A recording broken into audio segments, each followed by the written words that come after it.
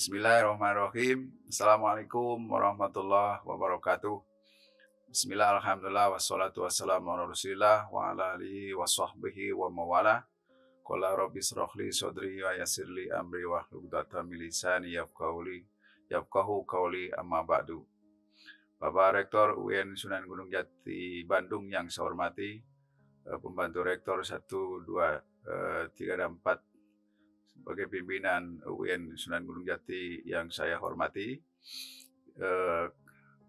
Ketua LP2M, Ketua PKM, Sekretaris, teman-teman tim ahli, para mahasiswa, para DPL, dosen pembimbing lapangan, KKN, UIN Sunan Gunung Jati Bandung tahun 2022 yang saya hormati. Pada kesempatan ini saya ditugasin untuk memberikan materi yang terkait dengan persiapan KKN UIN Sunan Gunung Jati Bandung tahun 2022,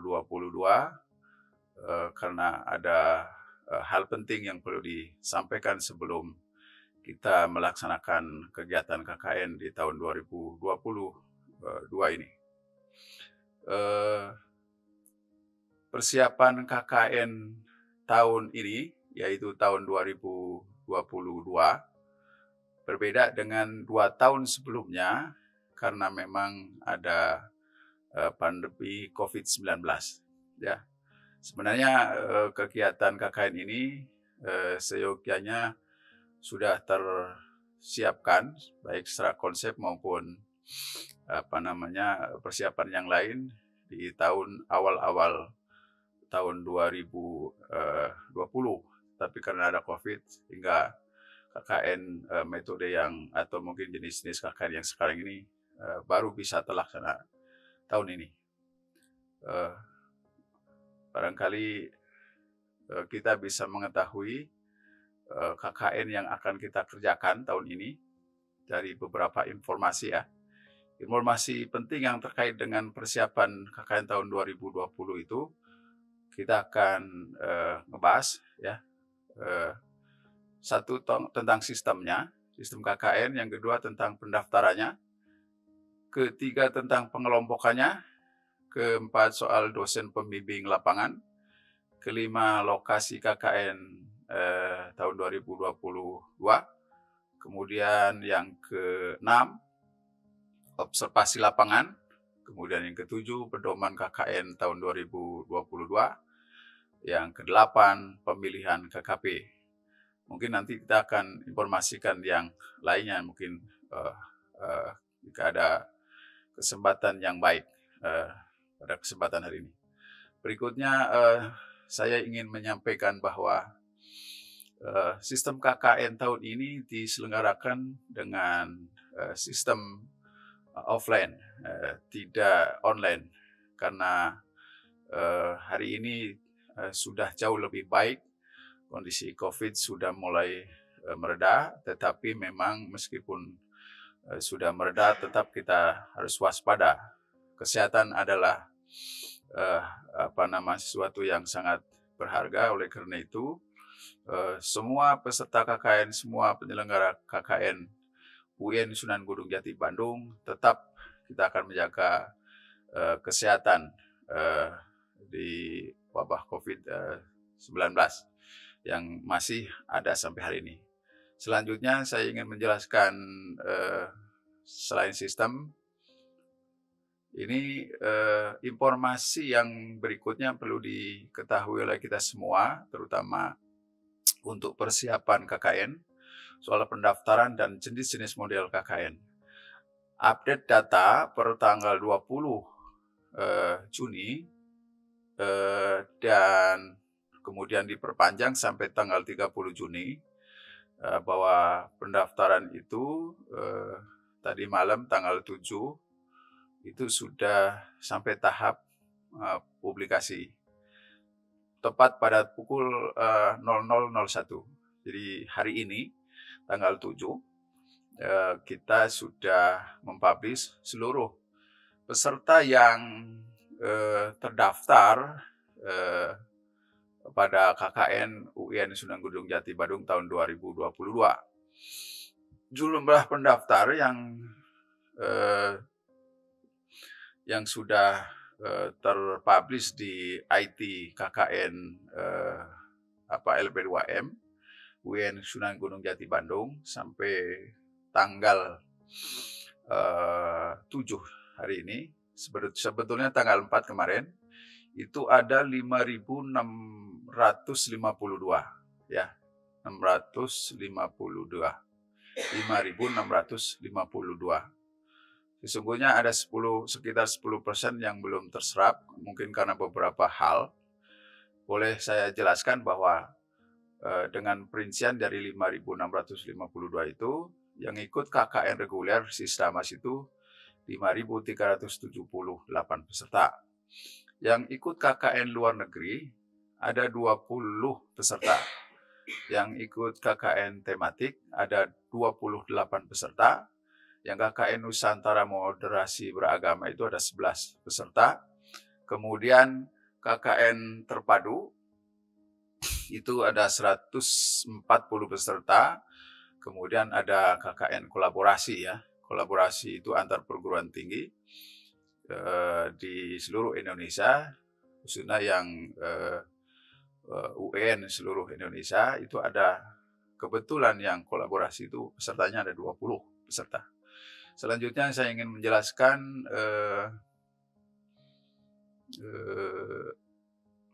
tentang pengelompokan. Nah, pengelompokan ini memang cukup memakan waktu, cukup memakan perhatian yang sangat luar biasa karena beberapa faktor yang harus disiapkan sebelumnya. Saya ingin menjelaskan ada 2 hal penting yang terkait dengan pengelompokan KKN, peserta KKN di UIN Sunan Gunung Jati Bandung tahun 2020. Bagian A itu pengelompokan peserta KKN itu secara otomatis ya, dikelompokkan dengan berdasarkan satu basisnya itu kecamatan. Jadi seorang peserta yang berasal dari kecamatan mana diusahakan untuk untuk ber-KKN di kecamatan yang sesuai dengan identitas KTP atau kartu keluarga. Yang kedua, kalau belum selesai dibagi jumlah peserta KKN tersebut kemudian dibagi berdasarkan kabupaten.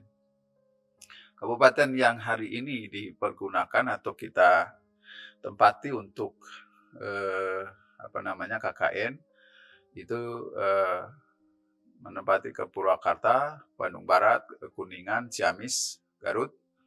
Khusus Kabupaten Majalengka dan Kabupaten Pangandaran, sebagian peserta itu KKN-nya berbasis kepada desa binaan. Ya. Yang kedua ada yang setelah dibagi per kabupaten ternyata belum habis juga, kemudian dibagi per provinsi ya. Provinsi memang dalam pelaksanaannya cuma satu provinsi Jawa Barat. Ya. Kemudian berdasarkan pemilahan atau pengelompokan dengan berbasis kepada negara. Ada 11 mahasiswa yang KKN luar negeri, dan asli dari luar negeri. Ya. Kemudian ada 9 mahasiswa yang menjadi peserta dan itu asli orang Indonesia, kemudian melaksanakan KKN di luar negeri. Tepatnya di KKN-nya di Kinabalu, Malaysia. Nah, baru KKN tahun 2022 ini yang UIN Sunan Gunung Jati Bandung berusaha semaksimal mungkin untuk bisa melaksanakan KKN luar negeri. Insya Allah tahun berikutnya akan diusahakan yang lebih baik lagi. Pengelompokan yang kedua itu dengan random. Random itu ketika peserta KKN sudah dibagi per kecamatan, per kabupaten, kemudian provinsi dan luar negeri ternyata masih belum selesai karena masih ada di beberapa daerah, maka tim IT UIN Sunan Jati Bandung itu memberikan pemetaan kembali bahwa bagian barat, misalnya dari Provinsi Banten, Provinsi DKI Jakarta, Kota Kabupaten Bekasi, Kota Kabupaten Bogor, Kota Kabupaten Sukabumi, kemudian Cianjur, Kerawang, dan Subang. Peserta itu penyebarannya di Kabupaten Purwakarta dan Kabupaten Bandung Barat. Ya, saya persilakan mahasiswa yang posisinya di luar Kabupaten Purwakarta dan Kabupaten Barat, yang sebelah barat, untuk memberikan konsentrasinya KKN-nya di Kabupaten Purwakarta dan Kabupaten Barat. Kemudian bagian timur, peserta luar Jawa, kemudian Jawa dan bagian sebelah timurnya Jawa Barat, jadi mungkin ada Jawa Timur, Jawa Tengah, begitu. Kemudian Nusa Tenggara Barat, Nusa Tenggara Timur, dan seterusnya sampai luar Jawa bagian timur. Nanti peserta KKN akan difokuskan di Kabupaten Kuningan, Jawa Barat. Jadi kita bisa mengetahui ada pengelompokan yang sudah jelas yang dilakukan oleh LP2M, bahwa teman-teman peserta mahasiswa yang mau KKN tahun ini sudah jelas ya, dengan pengelompokan ini. Berikutnya kami setelah mendapatkan informasi jumlah peserta KKN, tentu kita sudah beberapa tahun ke belakang dari periode ke periode kepemimpinan, bahwa di PKM itu sudah mempunyai rumus yang cukup baku ya. DPL, dosen pembimbing lapangan itu hari ini ada 139 dosen ya, yang akan membimbing 5.652 mahasiswa. Itu akan menyebar sebanyak 119 DPL akan membimbing model KKN reguler ya, Sistamas, reguler Sistamas, yang itu sudah dipastikan membimbing 3 kelompok ya, 3 kelompok, 1 desa. 1 desa itu 3 kelompok isinya 45, karena kisaran 1 kelompok itu antara 13 sampai 16 peserta KKN. Yang kedua, pembimbing KKN masih ada 20 DPL, yang 8 akan membimbing peserta KKN reguler 2 kelompok dan 1 kelompok model KKN terpadu. Berasal dari fakultas pengusul model KKN tersebut. Ya, jadi memang pembimbing yang terpadu, dosennya itu berasal dari fakultas yang bersangkutan. Tentu ini adalah model mix atau kombinasi antara reguler dan terpadu. KKN terpadu ini akan difokuskan di sentra-sentra yang berdekatan antara KKN dengan praktek lapangan yang KKN terpadu itu tersebut. Yang ketiga, model KKN tematik juga akan diutamakan pembimbing oleh DPL pengusul peserta KKN tematik tersebut ya, dengan rumus yang sama ya. Nah, dengan demikian bisa dipahami bahwa KKN tematik dan terpadu sudah bisa dipahami. Kemudian nanti kita akan mengenal KKN Nusantara moderasi beragama, juga nanti kita akan siapkan DPL yang betul-betul sesuai dengan fakultas yang mengusulkannya, sehingga sasaran, target, dan outcome dari KKN itu bisa mendekati sebuah target yang kita cita-citakan. Yang keempat, saya informasikan bahwa untuk pembekalan kepada DPL, dosen pembimbing lapangan, direncanakan tanggal 14 Juli pukul 9 ya, pukul 9. Insya Allah tempatnya di aula depan Fakultas FISIP gitu. Selanjutnya saya ingin menjelaskan soal lokasi. Lokasi KKN yang reguler Sisdamas itu menyebar di seluruh lokasi yang sudah ditentukan oleh FP2M UIN Sunan Gunung Jati Bandung tahun 2020. Yang kedua, KKN luar negeri yang sebanyak 20 peserta itu yang dari 9 mahasiswa yang asal Indonesia dan yang 11 KKN yang memang sudah ada di sana atau memang asli orang luar negeri di Malaysia. Nanti akan laksanakan lokasinya juga ada di Kinabalu, Malaysia. Berikutnya KKN tematik. Ini sudah dipastikan ada 28, yang 10 lokasinya akan di pesantren dan 8 ini sedang komunikasikan karena ini masih ada waktu sekitar 5 hari untuk menentukan yang 18 peserta karena ini berkaitan dengan mitra kerja atau bahwa KKN tematik ciri utamanya adalah harus ada mitra kerja atau sponsor begitu. Ini bentuknya mandiri. Dan itu harus diketahui oleh LP2M. LP2M bukan saja menjadi keharupan fakultas, dari kita mesti harus berkolaborasi untuk menyelenggarakan KKN tematik. Yang berikutnya adalah KKN terpadu. Ini ada 140 peserta yang menyebar di 3 kecamatan Purwakarta dan setiap peserta sekitar 16-17 peserta dekat lokasinya dengan praktek lapangan. Kemudian KKN kolaborasi ada sekitar 20 peserta, itu posisinya di Jawa Barat. Ya. Yang KKN Nusantara, moderasi beragama, itu ada 11 peserta,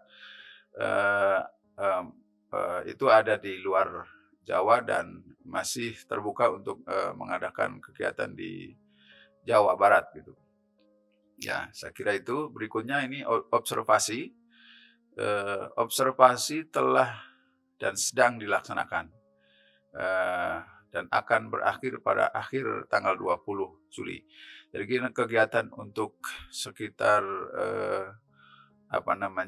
perizinan, persiapan dan penerimaan mahasiswa yang ada di kabupaten kota itu nanti kita akan mempersiapkan secara pasti berakhir tanggal 20 ya. Hari ini masih koordinasi bagaimana pelepasan oleh universitas dan akan diterima oleh bupati wali kota yang menjadi tempat KKN itu, dan selanjutnya akan diserahkan kepada kecamatan dan desa yang ditempati KKN. Dengan demikian nanti walaupun banyak sekali panjang pekerjaannya, tentu kita harus optimis dan insya Allah tanggal 20 Juli kita akan selesaikan pekerjaan ini. Yang berikutnya, penerimaan dan atau pelepasan peserta KKN baik dari universitas maupun kecamatan, desa tempat KKN akan dilaksanakan tanggal 25 pagi hari sampai tanggal 26. Jadi kemungkinan yang tanggal 26 itu adalah tempat KKN atau TKP begitu. Di tempat KKN masing-masing. Kecuali ada usulan khusus dari pemerintah daerah tempat peserta KKN UIN Sunan Gunung Jati Bandung. Jadi penerimanya bisa jadi bukan tanggal 26 atau 25. Mungkin ada penyesuaian gitu.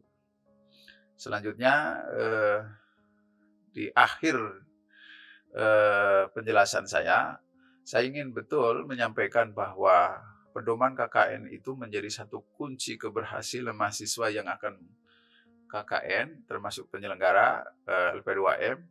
Kita semuanya akan berpedoman kepada buku pedoman KKN.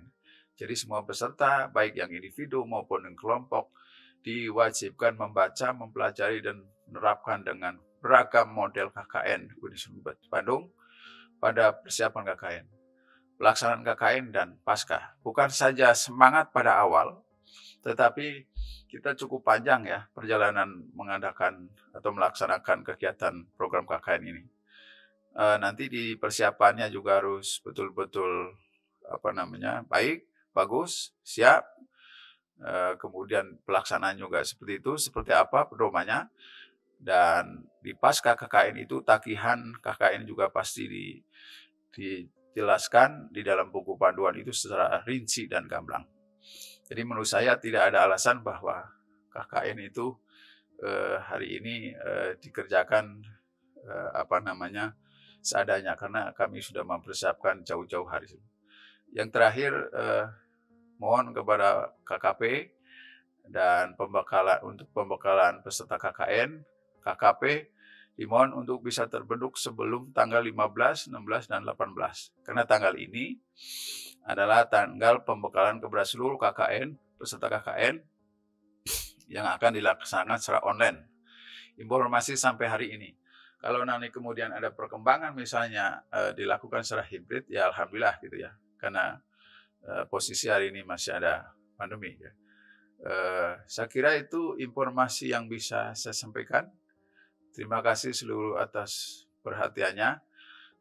Saya berdoa mudah-mudahan apa yang kita lakukan dengan segala kekuatan kita, lahir maupun batin, tentu kita berharap bahwa penyelenggaraan KKN tahun 2022 berjalan lancar, berjalan sukses, berjalan sangat produktif begitu. Itu yang kita harapkan. Dan saya yakin juga kalau persiapan kita baik, insya Allah menuai hasil pada saat pelaksanaan maupun pasca KKN juga akan menghasilkan sesuatu yang berguna, manfaat buat universitas, untuk fakultas, untuk prodi, untuk mahasiswa. Karena KKN tentu ini bukan hajat LP2M saja, tetapi tentu universitas juga punya kepentingan, fakultas juga punya kepentingan, jurusan prodi juga kepentingan, terutama untuk membangun membangun sebuah kelembagaan yang kuat, menguatkan diri terhadap membuat kesiapan akreditasi, artikel, penulisan, dan seterusnya. Pekerjaan-pekerjaan yang berada pada program KKN ya, kuliah kerja nyata tahun 2022 Universitas UIN Sunan Gunung Jati Bandung, ya saya kira ini adalah sarana yang sangat baik untuk berkiprah menyiapkan kita di masa-masa yang akan datang. Terima kasih atas seluruh perhatiannya. Mohon maaf dan meskipun sedikit agak susah atau sulit menjelaskannya, tapi insya Allah kita bisa berkomunikasi dengan lancar di luar kegiatan ini. Kita tutup dengan bacaan Alhamdulillahirabbil alamin. Saya mohon maaf yang sebesarnya. Billahi taufiq wal hidayah. Assalamualaikum warahmatullahi wabarakatuh.